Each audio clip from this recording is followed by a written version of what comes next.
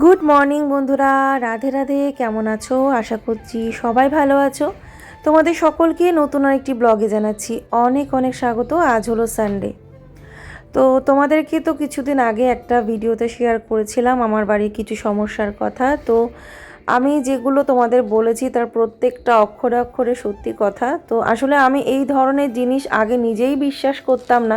সেখানে আমি সেটা বুঝি যে অনেকে এটা শুনে হয়তো ভাবতে পারে কাল্পনিক ব্যাপার, যে জিনিসপত্র ঘরের থেকে গায়েব হয়ে যাওয়া। মানে ঘরের থেকে বলতে আমাদের যেগুলো হয়েছে সব ছাদের থেকে, বাড়ির ভেতরে বলতে কোনো উঠোন বা ঘর থেকে না, ছাদের মধ্যে যা জিনিসপত্র আমাদের এক্সট্রা হয়তো ভাঙাচোরা বা বাতিল কিছু বা উনুন, যেমন আমাদের ছাদে একটা উনুন বানানো হয়েছিল, তোমরা অনেকেই জানো যারা আমার পুরনো ভিডিওগুলো দেখেছো। সেই উনুনটা, তারপরে অনেক এরকম বাঁশ, তারপরে টুল ভাঙা কোনো কিছু, মানে টব ভাঙা, তারপরে ইট, মানে আরও কী বলবো, মানে প্রচুর এরকম সমস্ত জিনিস যেগুলো পরপর পরপর কিন্তু সব কিছু মানে চলে গেছে। কে যে নিয়েছে, কেন নিয়েছে, কখন নিয়েছে কিছুই বলতে পারবো না। তো এটা সত্যি কথা বলতে অনেকের কাছে কাল্পনিক মনে হতে পারে বা কাহিনী মনে হতে পারে, কিন্তু এটা একদম ধ্রুব সত্য কথা। আর এটা প্রথমে যখন মা বলেছিল আমারও বিশ্বাস হয়নি। আর এই জিনিসগুলো কিন্তু সবই হয়েছে রাতের দিকে, ধরো রাতের বেলা, মানে রাত কেটে গেছে, পরের দিন সকালবেলা গিয়েই মা কিন্তু দেখেছে এটা নেই, কোনো দিন ওটা নেই, মানে এইভাবে আর কি পরপর পরপর সবটাই কিন্তু রাতের ঘটনা, কোনোটাই দিনের বেলাকার না। তো সন্ধ্যাবেলা মা হয়তো সব কিছু দেখে শুনে তালা দিয়ে বন্ধ করে আসলো, ছাদে সব কিছু ঠিকঠাক দেখে যা ছিল যেমন ছিল, ধরো এতদিন কিছু জিনিস ছিল, সেটা যদি পরের দিন রাত কেটে যাওয়ার পর সকালে গিয়ে দেখি এটা নেই ওটা নেই, তো স্বাভাবিকভাবে ব্যাপারটা এই রকমটাই হয়েছে প্রতিবার। আর সেটা কিন্তু এই না যে আজকে হলো কালকে হলো, তা না, হয়তো সেটা আজকে হলো, দুদিন পর আবার হলো, একদিন পর আবার হলো, এইভাবেই ধাপে ধাপে হয়েছে। 2 মাস 3 মাস বন্ধ ছিল, কিছুই হয়নি, তারপরে আবার হঠাৎ করে এই 1 মাসও হয়নি, কিছুদিন আগে আবার হয়েছে। তো এই রকমটাই আর কি। তো ব্যাপারটা তো আমি বললামই যে অনেকেই আমাকে কি বলেছে, তোমরা যদি সেই ভিডিওটা দেখো জানতেই পারবে কেন কী কারণে এগুলো মানুষ করে থাকে। তবে হ্যাঁ, এইটুকুনি জানি, কেউ যদি কারোর ক্ষতি করার চেষ্টা করে সেটা নিজের উপরেই ফিরে আসে, কখনোই ভগবান, মানে এইটুকুনি তো কর্ম নির্ধারিত করেই রেখেছেন, কর্মফল কোনো দিনও বিফলে যায় না। যে যেমন কর্ম করবে তার জীবনে সেটাই রিটার্ন আসবে। আমি যেরকমটা দেব প্রকৃতিকে, আমি যদি মনে করে ভগবানকে বিশ্বাস করি না, প্রকৃতিকে তো বিশ্বাস করতে হবে। আমি নেচারকে, প্রকৃতিকে যা দেব সেটাই আমার কাছে রিটার্ন আসবে। তো এটাই আমি মনে করি। তো ঠিক আছে, কোনো ব্যাপার না, যদি কেউ ক্ষতি করার চেষ্টাও করে বা কোন উদ্দেশ্যে করে থাকে, তো সে তার জন্য ভগবান আছেন, ঈশ্বর আছেন, জগন্নাথ আছেন, আর কিছু বলার নেই। তো এখানে এই যে নুডলস করলাম, তো ওদেরকেও দিলাম, এবার আমিও একটু খেয়ে নেবো। আমি অল্প করে নিয়েছিলাম, মার জন্য একটু রেখেছি, গাজর দিয়ে, আলু দিয়ে, কাঁচা লঙ্কা দিয়ে, গোলমরিচ দিয়ে বেশ ভালো করে ঝাল ঝাল করে করেছিলাম। তো এগুলো কিছু তোলা হয়নি আর ভিডিওতে আজকে। Hello everyone, good evening. ওরা পড়তে বসে গেছে, তো আমি গোপালকে বললাম তুই পড়তে থাক, আমি সন্ধ্যাটা দিয়ে আসি। এখনও ওদেরকে কিছু খেতে দিইনি। আসলে আমি আজকে একটু বেশি টাইম ঘুমিয়ে নিয়েছি, মানে ভিডিওটা পাবলিশ করার পরে আমি ঘুমিয়েছি, আজকের ভিডিওটা দেওয়ার পরে। তো অনেকক্ষণ ঘুমিয়েছি, সেই ঘুমটা ভাঙতেই চাইছিল না। তো আসলে ঘরের লাইট চেঞ্জ করতে হবে, মানে একটু কিছু কিছু লাইট বাবা আবার কি জ্বালিয়ে ফেলছিলাম। তো এখন ঠাকুরের লাইটটা জ্বাললাম। তো আর এই বাবু তোকে বললাম না গিয়ে পড়গা, তুই ঘুরে বেড়াচ্ছিস কেন? কিছুক্ষণ পড়েছে, ফোন থেকে পড়েছে, আমি বললাম ফোন বাজে, ফোনে এই পড়াটাই তুই বই থেকে পড়। তো তারপরে গেছে, লাইট জ্বালিয়ে দিয়েছে মা লক্ষ্মীর এখানে।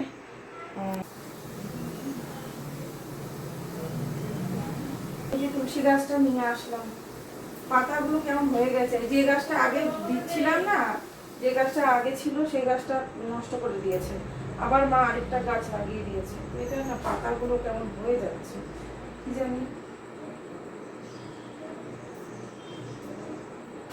এবারে চলো কিছু অভিজ্ঞতা আরও শেয়ার করছি, যেগুলো বাড়িতে যদি নেগেটিভ এনার্জি থাকে কি কি হতে পারে, বা আমাদের বাড়িতে কি কি হয়েছে বা হচ্ছে। তো সেটা আজকে আমি তোমাদেরকে একটু একটু করে বলবো।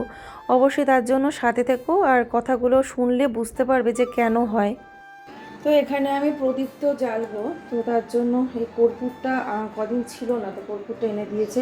এই দলা কর্পূরটা কিন্তু বেশি ভালো জ্বালানো, ঠিক আছে। আর ওই যেগুলো বক্স বক্স ছোটো ছোটো থাকে না, তো সেগুলো কি হয়, ওই অনেক সময় জ্বলতে জ্বলতে নিভে যায়। তো তো ওই জন্য এই ডলা কর্পূরটাই ভালো সবসময় জন্য। আর প্রদীপের সলতে সবসময় দুটো করে দিতে হয়, সেটা তো নিশ্চয়ই সবাই জানো। একটা সলতে কখনো দিতে নেই, এরকম ক্রস দিয়ে দুটো সলতে দিতে হয়। আর আমি সবসময় কিন্তু মানে প্রদীপ যখন জ্বালি তখন আমি মানে নতুন মানে যেটা ব্যবহার করা প্রদীপ আরেকবার জ্বালি না। আজকে এই ধূপটাই জ্বালবো। এবারে আমি প্রদীপের মধ্যে দেব কর্পূর। তো কিছুটা কর্পূর এখানে দেব প্রদীপের মধ্যে, আর একটা দলা কর্পূর আমি এখন জ্বালবো, যেটা হচ্ছে লবঙ্গ দিয়ে। এটা খুব দরকার, নেগেটিভিটি দূর করার জন্য ভীষণ প্রয়োজন।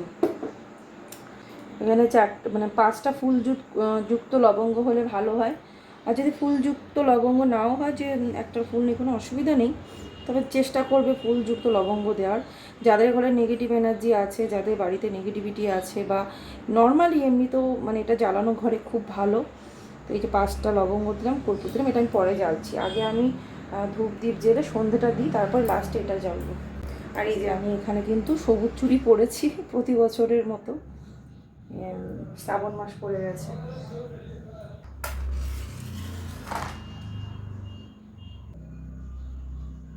আর কখনো প্রদীপ থেকে কোনো ধূপ দ্বীপ জ্বালাতে নেই, প্রদীপটা আলাদা জ্বালিয়ে আলাদা করে ধূপ জ্বালতে হয়।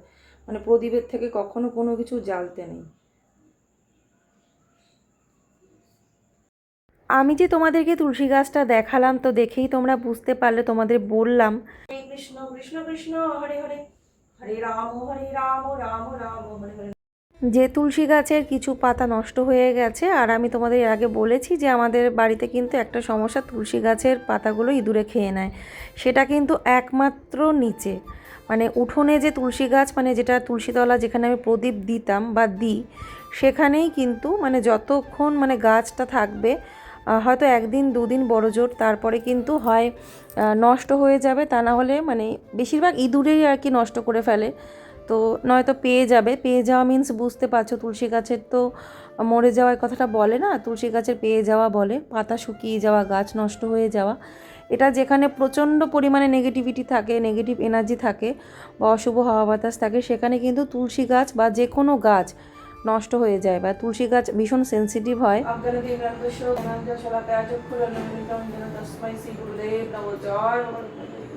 তো যার জন্য দেখো আমি এই নেগেটিভ এনার্জি যাতে মানে পাওয়ারটা সেরকম একটা না থাকে, তার জন্যই কিন্তু এই যে কর্পূর দিয়ে 5টা লবঙ্গ দিয়ে কেন জ্বালি। আমার যদি দেরিও হয়, হয়তো একদিন অনেকটা দেরি হয়ে গেছে, হয়তো 8টা বেজে গেছে, তাও কিন্তু আমি এই কাজটা করি। বিশেষ করে শনি মঙ্গলবার যদি থাকে, তাহলে কিন্তু আমি করবই, মানে দেরি হলেও আমি এটা করে থাকি, যেটা হচ্ছে কর্পূর দিয়ে লবঙ্গ দিয়ে জ্বালিয়ে এই যে আগুনটা, এই ধোঁয়াটা পুরো বাড়িতে কোনায় কোনায় দেওয়া, দেখানো।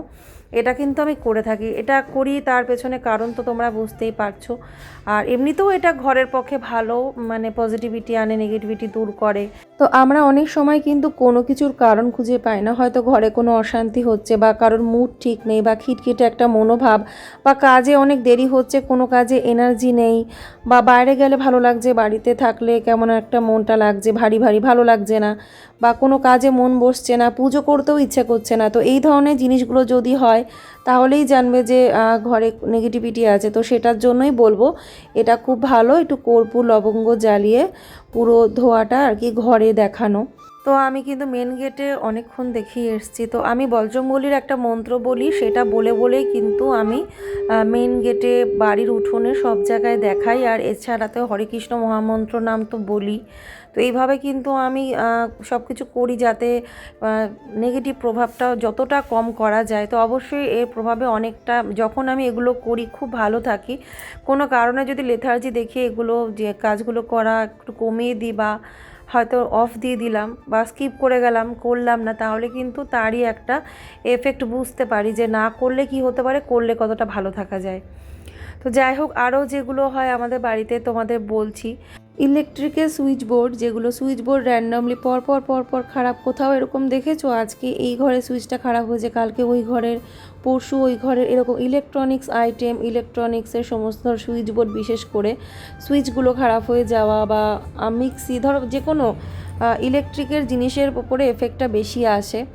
তার সাথে আমি তোমাদের যে গাছের কথাটা বললাম, তো যেখানে তুলসী গাছটা আমাদের বারবার করে নষ্ট হয়ে যায়, সেই পোর্শনে যখন আমি কারি পাতা গাছটা রেখেছিলাম, কারি পাতা গাছটা যখন ওই সাইডে ছিল, তো কারি পাতা গাছটা পুরো নষ্ট হয়ে মানে একদম সাদা সাদা ফাঙ্গাস ধরে যা তা হয়ে গেছিলো। মানে ভেবেছিলাম গাছটা হয়তো আর বাঁচবেই না।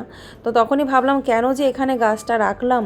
তারপরে একদিন বুদ্ধি করে মানে গাছটা ওখান থেকে সরিয়ে দিলাম, মানে স্থান পরিবর্তন করলাম, করে একদম অন্য সাইডে আমাদের বাড়ি গেটের দিকে মানে পূর্ব দিক দক্ষিণ দিক ঘেঁষে এখন গাছটা রেখেছি, মানে কলপাড়ের দিকে।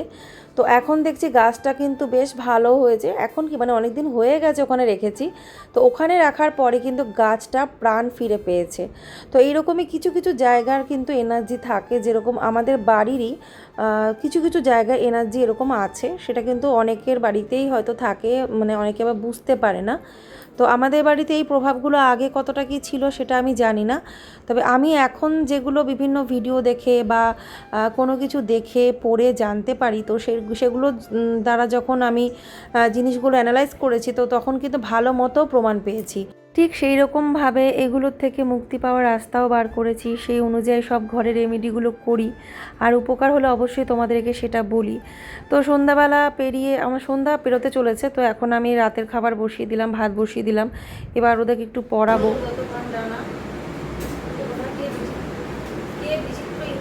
সৃষ্টি করেছে বায়ুলোকে পরিব্যাপ্ত সূর্যরশ্মি বিচিত্র ইন্দ্রজাল সৃষ্টি করেছে।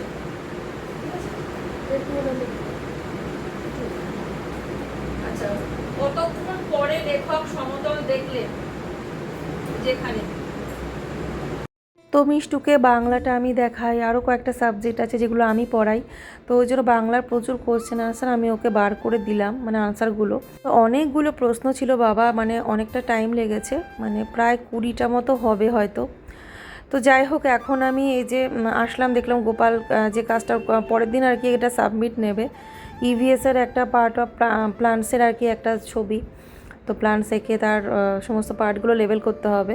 তো দুজনাকে এখন এক জায়গায় বসিয়ে দিয়েছি, এই তো এতক্ষণ তো আলাদা আলাদা পড়ছিল, তো আমি বললাম ঠিক আছে এখন এক জায়গায় পর, আমি আর পাচ্ছি না, কারণ আমার মাথায় প্রচণ্ড যন্ত্রণা করছিল। তো ওর জন্য গোপাল এসিটা চালিয়েছে, গোপালেরও খুব গরম লাগছিল, আমারও গরম লাগছিল, তবে সন্ধ্যাবেলার দিকে এসিটা চালানোটা আমি পছন্দ করি না, কারণ ভোল্টেজটা তখন অতটা পাওয়ার থাকে না। তো এখন ওদের পড়াশোনা কমপ্লিট হলো, মিষ্টুর হয়নি, মিষ্টু আবার কালকে বাকিটা লিখবে, অনেক লেখা তো, ওকে বললাম তুই আবার কালকে লিখিস, মানে একবারে এত লেখা যাবে না। এখন যাব ওদের খাওয়াবো, আর রান্না করেই রেখে এসেছিলাম, মানে ভাতটা বসিয়ে দিয়ে তারপর পড়াতে শুরু করেছিলাম, তার আগে থেকে ওরা পড়ছিল, তারপর তরকারি গরম করলাম, আর কিছু রান্না করিনি, কারণ দুপুরে তরকারি ডাল ছিল, একটু সেদ্ধ দিয়ে দিয়েছি।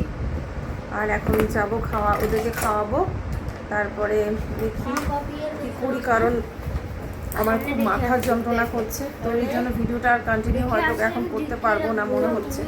প্রচণ্ড মাথা ধরেছে, প্রচণ্ড মাথা, মানে পুরো দপদপ করে যন্ত্রণা করছে, দপদপ করছে। ভাবছিলাম ওষুধ খাবো না, প্রচুর জল খেয়েছি, লিকার চা খেলাম চিনি ছাড়া, তার সত্ত্বেও যাচ্ছে না। গ্রিন টিটা শেষ হয়ে গেছে, গ্রিন টিটা কালকেই শেষ হলো, আর আগের দিনও গ্রিন টি খেয়েছি আমি সন্ধ্যাবেলা। তো যাই হোক বন্ধুরা, আবার কালকে না হয় ব্লগটা কন্টিনিউ করছি, ঠিক আছে? আজকে আর ইচ্ছে করছে না, খুব শরীরটা খারাপ লাগছে, মাথা যন্ত্রণা করছে, আর ভিডিও করতে ইচ্ছে করছে না। চলো আবার সকালবেলা দেখা হচ্ছে।